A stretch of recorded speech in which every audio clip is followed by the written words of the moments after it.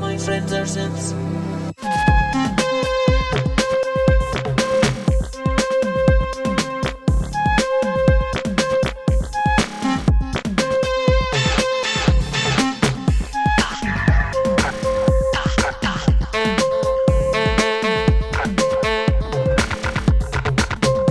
There's a lot of companies out there in the world of electronic music that feel kind of cold and sterile, or who seem more like developers and capitalists as opposed to musicians. Now that is not an accusation that can be levelled at Bastl Instruments, the independently minded, Brno-based creator of weird and wonderful devices for the more esoteric side of sonic experimentation. Bastl's latest creation is the Kastle 2 Wavebard, a tiny yet deceptively powerful sample player and manipulator with the same physical stylings as their effects wizard, which came out at the end of 2024 and which I put together an obviously excellent video on at the time.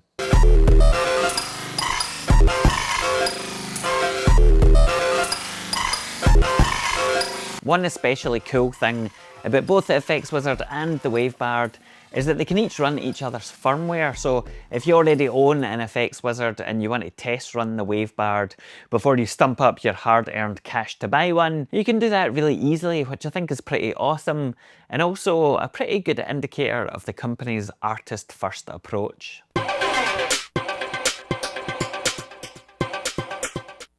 Now, Bastl sent me over a Wavebard to check out a few months ago, but I've been incredibly busy, you know, flying across the world, playing gigs to packed out audiences, and so I only recently got a chance to properly sit down, play with it, and put together this video. But despite being a bit late to the YouTube party, I think it's well worth still taking a look at, so that's what I'm going to do. Kicking off, in terms of connectivity, the Wavebard has got 2 pairs of mini jack sockets for the input and output of both audio and synchronization signals. The audio input jack lets you mix in and apply effects to external signals, and synchronization is sent and received via analog clock as opposed to MIDI.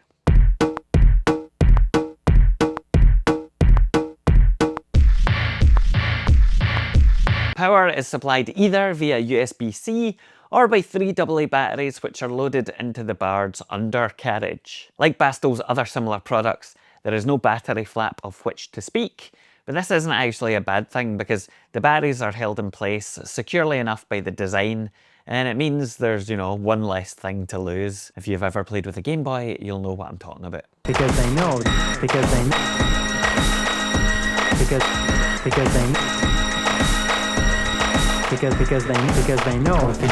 At its heart, the Wavebard employs a kind of semi-modular approach with a whole bunch of patch points available to trigger and modulate different parameters.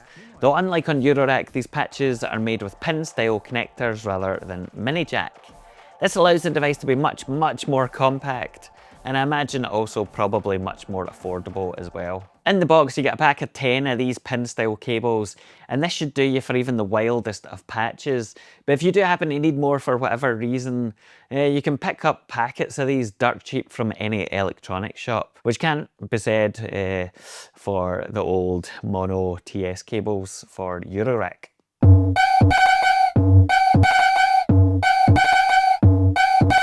In general, the patch points marked with a white background are outputs, and those which don't have a white background are inputs. The top and bottom row in each group of 6 patch points are often naturally connected together.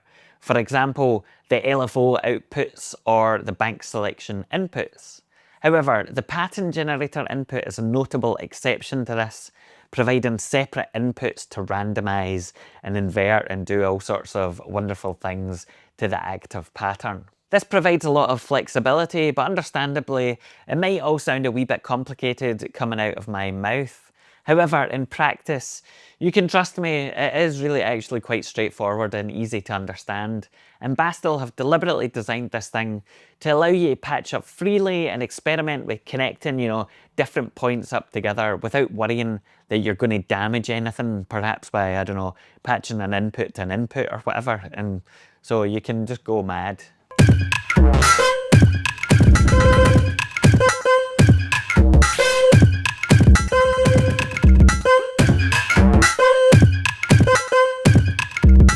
Now, deliberately called the Wavebard a sample player and manipulator rather than a sampler, because samples can't be recorded directly into the device via the audio input. Rather, they need to be loaded into the device over USB with the use of a dedicated web application. Regular viewers of this channel will know that I am not usually a big fan of web apps for hardware devices, but this one is actually pretty good. It's especially nicely designed, works really well, and can also be installed as an offline application in Google Chrome, which is quite a nice touch. The app lets you intuitively create, arrange, and modify your banks of samples, but also custom scales and rhythms, which I'll come on to talk a wee bit more about later on. There are 32 banks available for sample storage, and each bank can have between 3 and 32 samples. However, be aware that each bank has to have the same number of samples as all the others. So you can't have a bank with 5 samples, and another one with 16,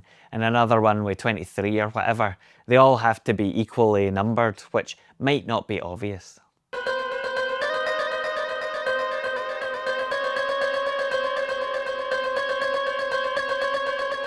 At a sample rate of 44 kHz, the maximum combined sample length is 89 seconds in mono, 44 seconds in stereo, or some kind of combination thereof. But you can also apparently get more juice for the squeeze if you use lower sample rates. Don't worry about keeping track of all of this manually though, as the app has got a helpful indicator to show you how much space is left with your currently selected files. Out of the box, the Wavebard comes preloaded with 6 banks of 8 factory samples, and there are actually some, pretty good quality usable sounds in there for you to experiment with from the get-go, though the real beauty of this thing, of course, comes from using your own selections, so don't get lazy, fucking load up the thing and, start doing stuff. Come, let's decide, fight. Come, despite, fight, this come, let's decide, fight. Once you have all of your samples in there, it's time to start fucking about with them. And the main parameters for doing so are helpfully identified by the white woodpeckers on the faceplate. Secondary functions, marked in a kind of silvery gold colour, are accessible by holding down the shift key and then turning the appropriate knob.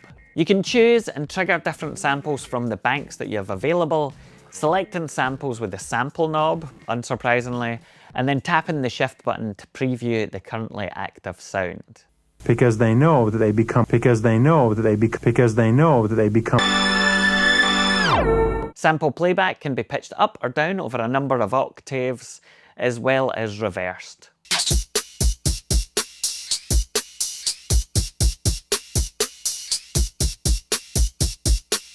And there is also a basic DJ style filter with high and low pass modes to play about with as well.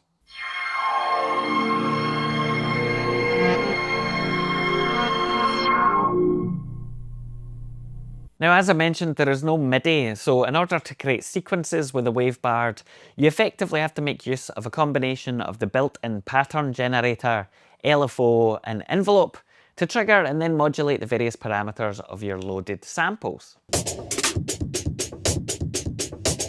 The LFO has got both triangle and pulse wave outputs, reset inputs, and can either run free like the wind or remain tethered, divided or multiplied by the tempo. The pattern generator, on the other hand, spits out these pre-programmed sequences of gates, which can be edited using the web app.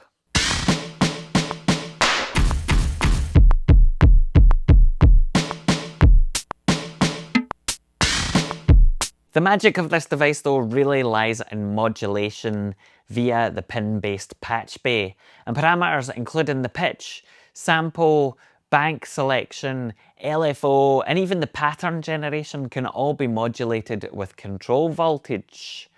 All of this comes together beautifully to provide a huge amount of possible variation to what is going on, meaning that you're not just stuck with these banks of preset patterns that always loop about in predictable ways. Quite the opposite, in fact.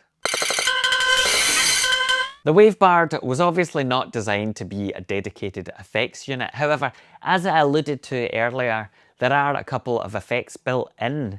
These include a fairly basic, though undeniably pleasant delay, as well as a fairly wild chorus slash comb type filtery flangery thing.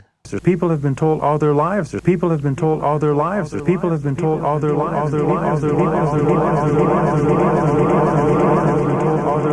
People have been told all their lives. People have been told all their lives. People have been told all their lives. People have been told all their lives. People have been told all their lives. People have been told all their lives. You can only have one of the effects active at any one time, and the control that you get over them is pretty limited.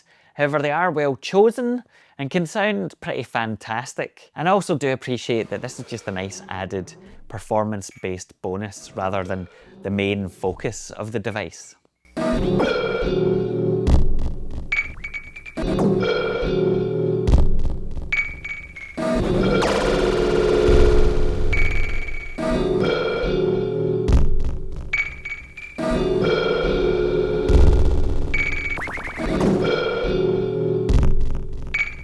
If you do want a more fully featured effects box with the ability to modulate all sorts of parameters that work natively with the pin style patching system, then Bastl's Effects Wizard obviously fits the bill and can produce some legitimately bonkers results.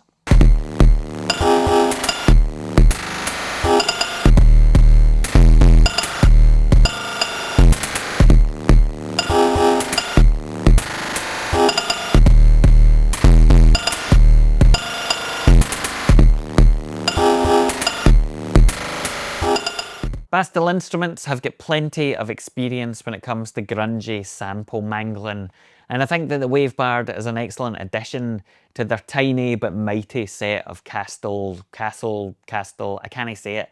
It's like Kastle, Bastl, you get the idea, but this is a good addition to their Kastle devices. The features and functionality in here are clearly well thought out and allow you to do some pretty clever stuff if you're the type of person that enjoys thinking carefully about signal flow and pattern generation. But you can also just as easily get arguably brilliant results by just going mad and experimenting, which, let's be honest, is more my kind of approach.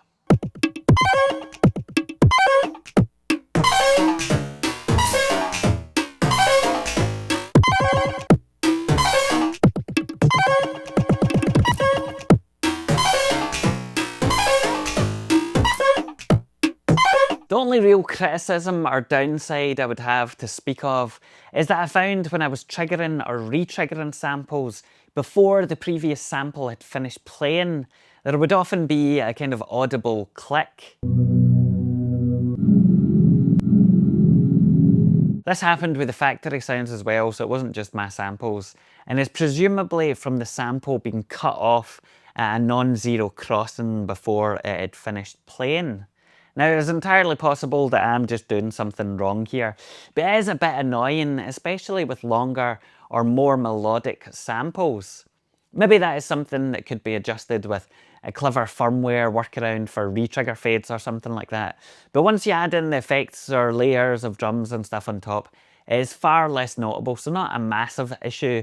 But I know some people that were doing, maybe more ambient sounds would take more umbrage with this. So either way, I do really like the Bard, and I appreciate that it naturally leads you to create these unpredictable, glitchy, but also rhythmical patterns that are perfect, I think anyway, for looping and layering with other instruments. The way that I've been using this thing in practice is to tempo sync it up to my DAW with my ERM multi-clock in the background there, going through my Eurorack to get an analog clock. I then record, 10 to 15 minutes of experiments, chop them up and load them into my Dirty Wave M8 in order to build out more fully featured tracks or, dare I say it, songs. I guess that this is probably the perfect time to remind you that, as usual, all of the audio from the full-length experiments that I've recorded for this video and beyond are all available on Patreon, and everybody that signs up there has access to loads of stuff that I've done. It makes a big difference to me and I really appreciate it. So if you're interested, you can find the link to that below. But, no pressure, no pressure.